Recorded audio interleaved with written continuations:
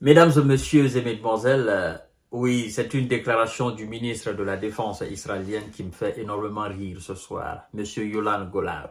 Oui. Euh, je comprends maintenant pourquoi l'Iran dit qu'ils ont fait un très grand mauvais calcul dans leurs différentes frappes contre les sites militaires iraniens. Je comprends. Je vois maintenant.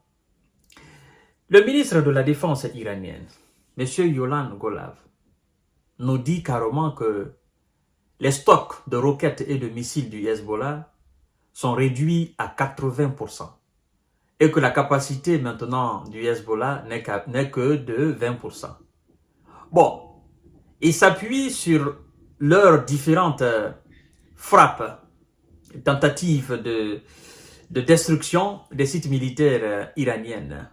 Il dit que le Hezbollah sait que l'Iran ne peut pas répliquer. Non, il dit que l'Iran sait que le Hezbollah ne peut pas répliquer et le Hezbollah sait qu'il ne peut pas compter sur l'Iran. Waouh! Je dis, ah ouais, monsieur le ministre de la Défense. D'abord, écoutez, et puis nous allons passer le commentaire. Vous allez comprendre qu'ils sont toujours dans un mauvais calcul. Le stock de roquettes et de missiles du Hezbollah réduit de 80% selon le ministre de la Défense israélienne.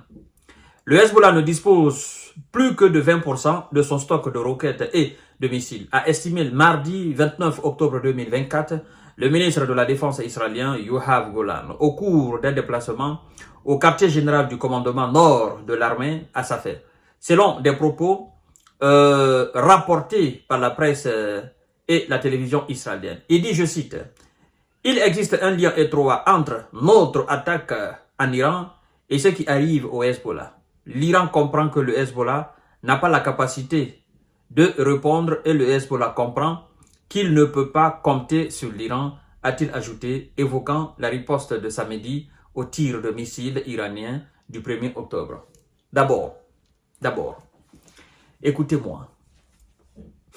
Je vais vous dire combien de fois le ministrion de la Défense se trompe. Je vais vous dire combien de fois il est en train de remonter le moral de ses troupes qui comprennent le mensonge et la manipulation de l'information. La nuit de vendredi à samedi, eux, ils ont fait leurs différentes attaques, n'est-ce pas? N'est-ce pas, c'est cette nuit? Le même samedi matin, c'est-à-dire du matin au soir, les mêmes, c'est-à-dire le ministère de la Défense même du même pays, nous informe qu'ils ont enregistré plus de 200 projectiles tirés à partir du Liban. Ça, c'était le samedi matin. Le dimanche matin, le même ministère de la Défense nous informe qu'ils ont détecté plus de 85 projectiles tirés depuis le Liban. Le même ministère de la Défense nous informe hier, lundi, qu'ils ont détecté plus de 115 projectiles depuis le Liban. Mais le Hezbollah nous dit qu'ils ont envoyé plus de 200 et quelques. Vous comprenez? Le Hezbollah nous dit qu'ils ont envoyé aussi sur les éléments du même ministère de la Défense sur le terrain des salves et des salves et des salves encore de roquettes. Mesdames et messieurs et mesdemoiselles. Alors, c'est lui qui a une capacité réduite peut se permettre d'envoyer comme ça des choses, des ballons. Il faut être le dernier des hommes sur cette terre pour croire à de telles affirmations. D'abord, je dois dire au ministrion de la Défense, parce qu'il ne comprend pas. Vous avez pour adversaire le Hezbollah. Le Hezbollah est dans un pays qui fait frontière à un pays qui est votre adversaire, la Syrie. Et vous-même, vous nous avez dit ici que vous avez fait la saisie d'une importante quantité de munitions et d'armes de dernière génération chinoises et russes, quelque part dans le sud du Liban. C'est ce que vous nous avez dit, non? Ce n'est pas des armes alors iraniennes que vous avez découvert. Ce n'est pas des missiles, encore moins des roquettes iraniennes que vous avez découvert. Mais vous dites des roquettes et des armes de dernière génération chinoises et russes. Vous avez fait la saisie de cela dans un trou, dans une cave, dans un tunnel. dans le sud du Liban. Et donc, qu'est-ce que cela veut dire? Cela veut dire que le Hezbollah a des milliardaires derrière qui achètent ces choses-là en Chine, qui achètent ces choses-là en Russie, qui n'a absolument rien à voir avec ce qui peut être fourni par l'Iran. Je vous informe que le Hezbollah est dans un pays qui fait frontière à la Syrie. Monsieur le ministrion, laissez-moi dire quelque chose à ces milliers de personnes qui me suivent et qui partagent mes informations. Pourquoi vos différentes opérations au niveau de la Syrie et du Liban? Parce que vous avez tenté plusieurs fois de couper les routes qui relient la Syrie au Liban. Pourquoi? Vous avez frappé souvent ces voies-là. Pourquoi vous le faites? Vous le faites tout simplement parce que vous estimez que le Hezbollah est ravitaillé à partir de la Syrie. Ouais. Donc, vous connaissez le nombre de kilomètres que le Liban partage avec la Syrie en termes de frontières, monsieur le ministrion? Vous connaissez les voies à travers lesquelles le Hezbollah est ravitaillé? Est-ce que vous pensez que c'est l'Iran le seul pays qui fournit des armes au Hezbollah? Vous pensez sincèrement? Vous pensez que d'autres tuyaux, le Hezbollah n'a pas d'autres tuyaux d'approvisionnement? Et vous pensez que le Hezbollah n'a pas de stock suffisamment dans toutes ses bases, au niveau de tous ses fiefs? Vous pensez que le Hezbollah n'a pas suffisamment de stock pour continuer cette histoire pendant 10 ans, pendant 5 ans? Et vous vous permettez de dire que sa capacité est réduite. Vous, votre seule action aérienne, qui n'a même pas été une réussite, vous vous fiez à cette seule action militaire pour dire que vous avez réduit les capacités du Hezbollah. Mais vous vous trompez de long en large. Comment vous pouvez dire une telle chose? Vous faites face à une armée. Ce n'est pas un groupe de terror. Ce n'est pas une armée désorganisée. Une armée très bien structurée, avec des capacités hors normes. Et vous, vous dites que vous avez réduit.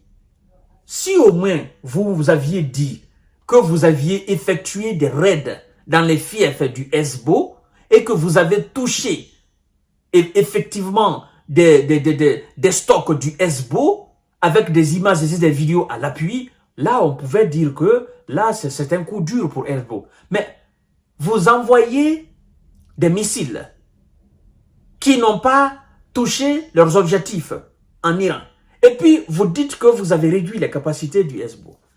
Ah, monsieur le ministre, sincèrement, je crois que même l'homme le plus stupide, il ne peut pas croire à de telles sorties.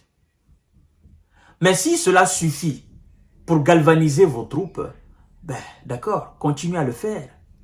Et puis nous allons voir les semaines à venir, les mois à venir, si les capacités du Hezbollah sont réduites à 20% ou pas.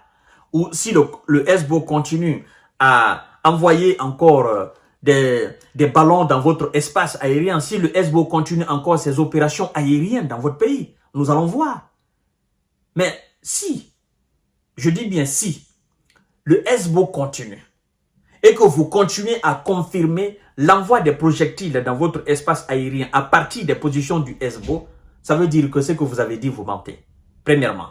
Deuxièmement, si l'Iran venait à envoyer encore des ballons dans votre espace aérien, ben, ça veut dire tout simplement que toute votre tentative de nuire au site militaire iranien se sont soldées par des échecs.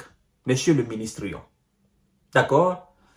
Les jours, les semaines à venir vont nous édifier sur ce que vous venez de dire. Mais moi, je crois que vous faites encore un très mauvais calcul. Parce que si l'objectif était effectivement d'atteindre ces sites, et si vous pensez que c'est uniquement l'Iran qui ravitaille le Hezbollah et que le Hezbollah n'a pas d'autre lieu de ravitaillement et que vous avez réduit les stocks du Hezbollah, ben alors, Nous allons voir dans les jours à venir, monsieur le ministre Rion. Mais s'il vous plaît, je ne veux pas de communiquer dorénavant pour dire que le SBO a envoyé 200, 300, 150, 50 projectiles. Nous ne voulons plus de ça. Parce que quelqu'un qui est réduit à 20%, lui, il mesure ses capacités en termes de roquettes et en termes de missiles. Il mesure. Il va certainement envoyer 2-3 par jour, 2-3 par jour pour se signaler, mais les envois massifs, il ne va pas le faire parce que ses capacités sont réduites. Mais si il envoie 100, 200, 300 chaque jour, ben, c'est pour vous dire que vous mentez. Mesdames et messieurs et mesdemoiselles, l'affaire n'est pas communicationnelle. L'affaire est sur le terrain.